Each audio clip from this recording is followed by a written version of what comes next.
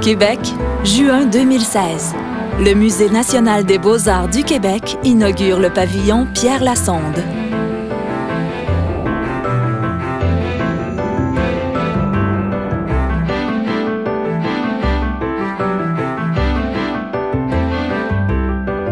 Le pavillon Pierre Lassonde, nous y sommes en ce moment. C'est un pavillon qui a doublé la surface du musée quasiment. C'est donc le 4e pavillon du Musée national des beaux-arts du Québec. Ce musée est dédié à l'art du Québec et ce qu'il nous procure, c'est plus d'espace pour notre collection. Relié aux autres bâtiments du musée par un passage souterrain, ce pavillon aux qualités architecturales remarquables donne au musée un accès direct sur la Grande Allée. Le Musée national des beaux-arts, comme la plupart des musées, bien sûr, a une collection. Et cette collection, elle ne cesse de grandir. La nôtre est dédiée à l'art du Québec. Et dans les années 2000, on a réalisé que cette collection, effectivement, en termes de proportion, était peu exposée. Tout spécifiquement, la collection d'art décoratif et de design, qui n'avait pas d'espace disponible, et la collection d'art contemporain. Alors, le directeur de l'époque, M. John R. Porter, s'est mis à réfléchir à un agrandissement. L'art dans la vie, ça change tout. C'est une grande valeur ajoutée. Mais un grand édifice nouveau, c'est une œuvre d'art, c'est une présence au quotidien.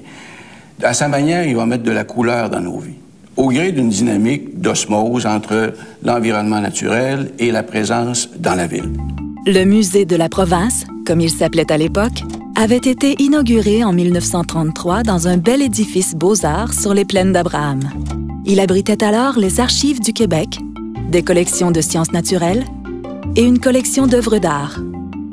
Dans les années 60, l'institution se départit des animaux empaillés au profit des œuvres d'art et prend le nom de Musée du Québec.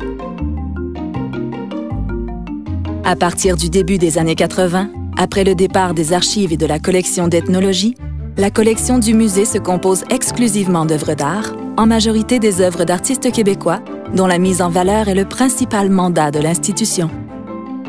Au tournant des années 90, le musée inaugure le pavillon Charles-Baillarger, l'ancienne prison de Québec, et le pavillon central qui le relie au pavillon de 1933.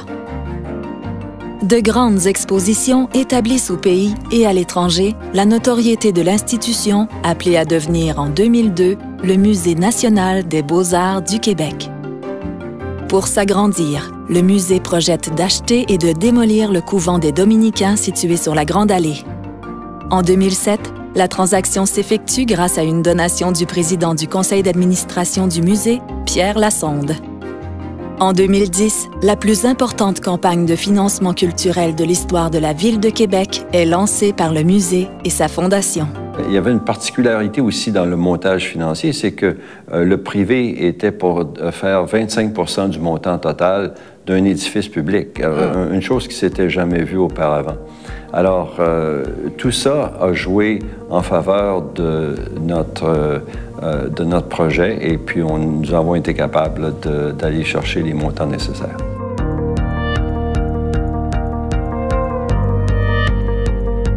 Les gouvernements du Québec et du Canada assument donc 75% des coûts de 103,4 millions de dollars. Pierre Lassonde, quant à lui, augmente sa contribution, devenant ainsi le principal donateur privé du projet. J'ai voulu agir en chef de file et dire, bien, écoutez, voici ce que un projet en philanthropie, une vision de ce que vous voulez faire, que vous êtes capable d'y donner forme, de créer quelque chose pour le grand bien de la communauté. Pour Pierre Lassonde, la qualité architecturale du nouveau bâtiment doit être exemplaire. C'est pourquoi le musée lance en 2009 un concours international d'architecture, une première pour un bâtiment muséal au Québec. Ce que je me suis dit, c'est que si on veut vraiment attirer les personnes, que ce soit du Québec ou le tourisme culturel ici, on doit faire quelque chose de vraiment spécial. On doit créer ce que j'appelle un écrin, un bijou, parce que si c'est extraordinaire à l'extérieur, ça doit contenir des joyaux absolument incroyables. Un jury international est appelé à choisir parmi les 76 firmes de 19 pays qui posent leur candidature. dans ma jeunesse, j'ai essayé d'être architecte et à 3 reprises, on m'a dit que j'avais aucun talent.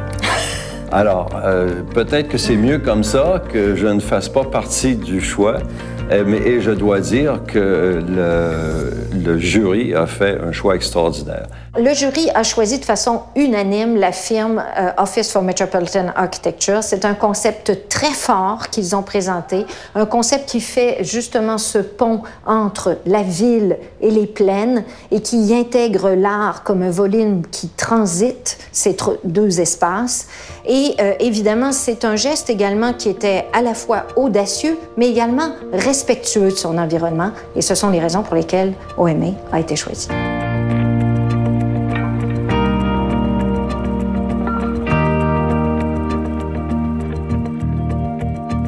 I'm amazed that this project was undertaken by the museum. I think it's wonderful. I think it's a huge change. It's a really identifying kind of a building that says something to the city and that actually that you can build a museum of glass.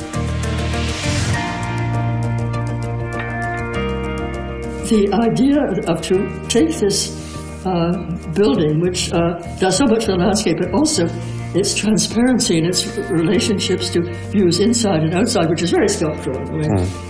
I think that's amazing, and I think that the jury was great to be able to accept that. Shoei Shigematsu, qui est le directeur du studio de New York de Office for Metropolitan Architecture, a été celui qui a leadé le projet et l'ensemble de l'équipe de design qui a travaillé sur ce formidable bâtiment. C'est un architecte qui travaille de longue date avec Rem Koolhaas. Il a donc cette attitude vraiment sensible aux détails, sensible à l'environnement, et il nous a proposé ici un bâtiment d'un raffinement exceptionnel. The museum always is a little bit doomed to extend over time. So it wasn't our first time to deal with extension, but it was the first time to have such a clear boundary between the city and the park, and also clearly distinct time that the campus building, the existing building had, the prison and this Central Pavilion and the Beaux-Arts Pavilion. So the richness of the context was quite unique. Because we immediately realized the kind of tension or the possibility or a dialogue between the park and the city, we thought it would be a beautiful idea that everyone can extend, not just the museum. So when we were thinking, how can everyone extend? We thought, oh, maybe just peeling off the ground and the park, so that the park can, basically continue. Well, I think that that's really the strongest feature of the museum, that it both articulates a limit and creates a connection. And so I think that that's very smart. You have a staircase on the outside, and they're both cheek by jowl. And I said, "What is that for?" And you explained that it takes you from the second floor to the third floor. And so that's an exciting idea, because in one place you get this element of the interior, and you have an interior view of the whole interior space, and then you got to the outside, you're forced to the outside. Right, yes. And so you're forced to look at the landscape, you're forced to have that, which is the only place I know where you really get forced to do it. Bien sûr, les musées, habituellement, sont des musées où on est un petit peu enfermé, replié sur soi-même. Et une des caractéristiques du pavillon Pierre Lassonde, c'est que c'est un musée fait de verre et d'acier et qui est inondé de lumière. Donc, c'est un choix très audacieux pour un musée d'avoir pris un parti pris qui, justement, est entièrement fenestré et procure ces vues constantes qui nous font voyager de la ville au parc, des expositions à des espaces spectaculaires d'architecture. Because of the control of light for the art, museums tend to be, of course, a little bit fortress-like, that the walls are often solid, and you get a natural light, controlled light from above. That's the kind of typology that are growing nowadays. We thought maybe rather than that as a starting point, we maybe thought that it's actually a completely open and translucent or transparent box that actually start to have walls. Ce que j'aime dans le bâtiment de Shaw, c'est qu'il y a évidemment aussi de formes baroques, presque si tu le regardes derrière toi, de formes baroques et presque rococo, on pourrait même dire, mais avec une certaine discipline et une certaine raison intellectuelle qui n'a rien à faire avec une simple traduction des envies, mais plutôt un vrai discours, peut-être sur la nécessité de formes extrêmes. We thought the museum needed an energy, a new gesture, a big gesture to the city. So creating a new gateway, not just for the museum campus, but also to we regarded that gesture as a new entry to the entire park. So we thought, to make it more dramatic would be better for that purpose. Une des forces d'Office for Metropolitan Architecture, c'est vraiment cette recherche et cette capacité qu'ils ont d'intégrer les besoins du client pour bonifier l'expérience du visiteur. Et c'est ce qui a été fait. Nous sommes ensuite passés à l'étape de l'appel d'offres et c'est EBC qui a été l'entrepreneur qui a pu construire ce projet. C'est Provencher-Roy qui est associé dans ce vaste consortium avec OMA, qui sont des architectes du Québec, qui a supervisé les travaux et également réalisé les plans et devis de construction. C'est vraiment un projet de musée où on met l'architecture en avant-plan, parce que c'est un œuvre d'art en soi. Le défi le plus grand pour chacun des projets, c'est toujours d'essayer de conserver l'intégrité du projet jusqu'à la fin. Par rapport aux plans et devis, on devient plus un gardien d'équilibre entre les spécifications techniques, l'architecte et l'ingénieur, et l'entrepreneur. Donc, on est un peu entre les deux. Parce qu'un devis demeure toujours jusqu'à un certain point théorique. Il y a des choses qu'on peut s'imaginer qui vont être faciles à faire. Mais dans un musée, c'est pas le cas. C'est sûr qu'en tant qu'entrepreneur général, un projet comme ça, de classe internationale, c'est un très, très grand défi. C'est un grand challenge à réussir. Et le niveau technique du bâtiment et de construction nous amène à ça.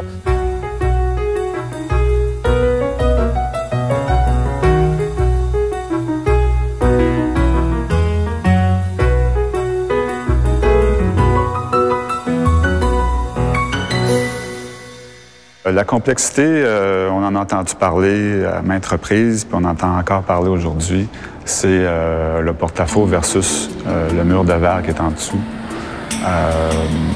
Ce qu'il faut comprendre, c'est un porte-à-faux d'une centaine de pieds quand même. Juste au coin du presbytère, il y a une espèce de pieu qui s'enfonce dans le sol sur 14 mètres, en plus du 14 mètres de profondeur déjà. Ça, c'était le premier bout d'assise. Et puis ici, on a le fameux cube doré qui est l'autre échine de l'autre côté, qui permet d'avoir une articulation là, pour que le porte-à-faux s'avance vers Grande Allée. Cependant, toutes les sautures d'acier qui est derrière, c'est ce qui tire sur ce porte-à-faux-là pour l'empêcher d'aller par l'avant. Alors, dès qu'il y a une tendance à aller vers l'avant, toutes les sautures d'en arrière tirent dessus. C'est ce qui fait que ce porte-à-faux-là, il y a des mouvements, mais ils ne sont pas perceptibles du public. Il peut y avoir des mouvements qui peuvent aller jusqu'à 200 mm au maximum de ça. Là, on parle de sismique. S'il y avait un tremblement de terre, par exemple, on parle vraiment de mouvements extrêmes, là, associés à un chargement de neige, par exemple. Là. Mais c'est été calculé pour un maximum de ça. Et le verre va tout suivre le mouvement. C'est ça qui est une difficulté technique, parce que derrière ça, le verre, lui, est accroché à la suture, puis il faut qu'il se déplace aussi. Parce que s'il ne se déplace pas, il va casser.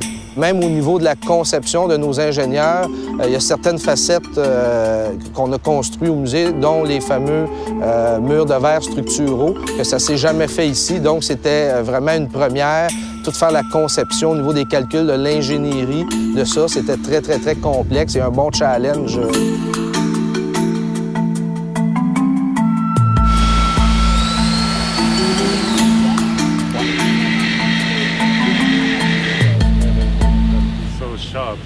Our original interest and intent to reflect and respond to the rich context is quite well achieved. And also when you are inside, you feel the city, you feel the park. So it's not just the art that you are experiencing, but you're really experiencing the core asset of Quebec City, which is of course the city itself, but also the park. And art is being the mediator, a catalyst between these two entities. Ce que le pavillon Pierre Lassonde offre, c'est non seulement des expositions exceptionnelles sur l'art du Québec, mais également une expérience globale. D'abord, une expérience de l'architecture, puisque l'ensemble des circulations offre des vues imprenables. Nous sommes actuellement dans un espace justement de ce type qui est cet escalier suspendu où on a littéralement l'impression d'être à la cime des arbres et dans le ciel. Alors, on a ces expériences-là qui sont vraiment un peu partout dans l'espace et également, on peut y faire autre chose puisque dans ces espaces, il y a des fonctions. Alors, entre autres, on aura le Tempéra québécois signé Marie-Chantal Lepage où on pourra partager un plat et un bon verre de vin. Une librairie-boutique qui ouvre sur la cour intérieure où on pourra bouquiner vraiment avec beaucoup de bonheur, non seulement pour l'art du Québec, mais pour l'art international. Ce sera vraiment une librairie-boutique de référence. Également un auditorium où il y aura une foule d'activités. Cet auditorium est formidable puisqu'il y a des fenêtres. C'est très rare un auditorium qui nous donne une vue et cette vue est spectaculaire puisqu'elle ouvre sur le foyer qui est un foyer entièrement vertical qui contient ce grand escalier monumental qui nous conduit au deuxième étage. Donc c'est une expérience globale, c'est un lieu de vie que nous vous avons imaginé et c'est un lieu réellement pour tous. L'ouverture du pavillon Pierre Lassonde ajoute une œuvre remarquable du 21e siècle à la collection d'architecture que constituent les pavillons du 19e et 20e siècle du Musée national des beaux-arts du Québec. Le nouveau pavillon Pierre Lassonde projette l'image d'une capitale vivante, à la fois sensible à son passé et résolument ancrée dans le présent et l'avenir. Donc, c'est un geste à la fois urbain, c'est un geste pour l'art, bien sûr, pour l'art d'aujourd'hui, et c'est un geste aussi pour la culture du Québec.